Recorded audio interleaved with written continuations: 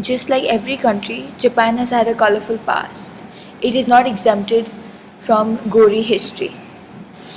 Japan's empire was much larger than it is today. The red areas show exactly how far the boundaries of its kingdom extended to. Today, Japan's empire is only an island nation in East Asia. It literally means sun origin, which is why Japan's name is sometimes referred to as the land of the rising sun. Samurais were considered to be a prominent part of Japan's rich culture, but they slowly started to lose value in warfare. They were asked not to participate in the war against China due to lack of weaponry and modern fighting techniques. Emperor Meiji was crowned king at the age of 16. Meiji was the man who opened up an isolated Japan to trade with the outside world. He introduced railroads, banks, and mills to attempt to modernize the Japanese empire. Over the years, he excelled in planning war strategies, which he then implemented on the battlefield. The British Navy was supposed to be the most superior in the world. The power was unparalleled as they helped conquer several weaker kingdoms. The Imperial Japanese Navy was copied from them. The strategies of the army troops were lifted directly from those of the Prussian army. Using his newly acquired modern troops, Meiji certainly surprised China. While the size of Meiji's army was only a third of the Qing Empire's, they had an advantage over them. This war was recorded as one of the most important milestones in the history of naval battles.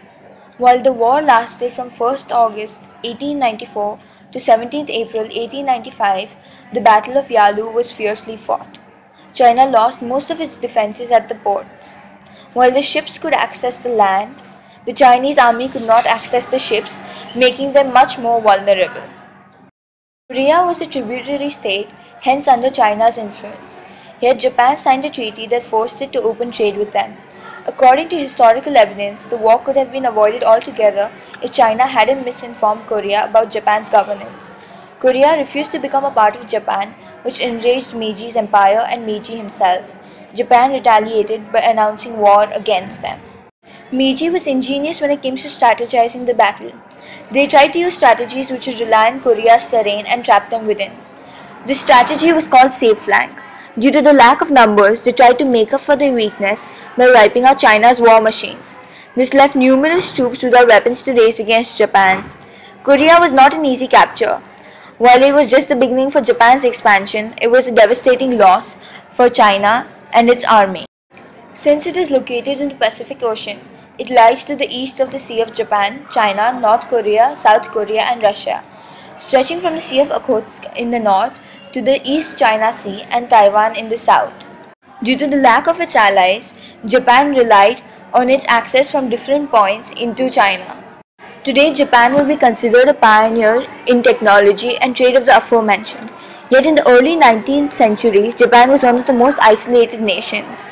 It was the dedication of Meiji that helped him expand his empire, but he did not necessarily expand it in the most peaceful way. This war was not only a result of Korea's denial. Several international traders angered Meiji by disrespecting his kingdom, and that's why he vowed that he would occupy their empires as well.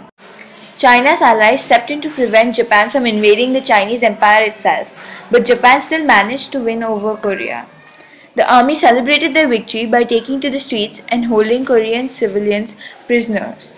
The devastation was clearly visible as the army tore down residential buildings, factories, shops, and essentially everything. The soldiers ransacked buildings and claimed anything left behind. Despite the land being Japan's, Korea's condition slowly deteriorated. Japan slowly tried to set up infrastructure in Korea, but too much damage was done. According to historical evidence, the war could have been avoided altogether if China hadn't angered Japan. Thousands of lives could have been spared, and so much infrastructure could have been developed on top of what was already existing. History may be written by the victor, but true victory lies in winning over the people's hearts and lives while giving them a choice, not just by taking away their land and belongings by force. This holds true for Japan. They were initially a relatively small empire, but the ruthlessness of their forces were heard by all the surrounding kingdoms, and they were later subdued out of fear.